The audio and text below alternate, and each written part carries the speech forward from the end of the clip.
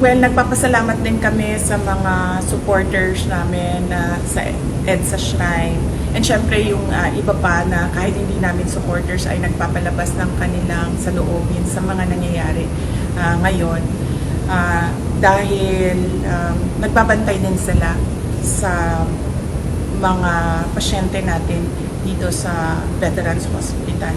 And nagpapasalamat din kami sa mga tao na nasa labas ng Veterans Hospital na nagbantay din sa mga pasyente. Malaking tulong yon sa akin, yung media, yung mga tao na nagbabantay. Si Senator Bato de la Rosa na hindi talaga niya iniwanan yung mga pasyente. Si Senator Bongo na nag-substitute sa akin dito. Ang laking tulong nun lahat, ninyong lahat sa akin dahil nakakagalaw ako, nagagawa ko pa rin yung mga iba kong kailangan gawin ng mga trabaho.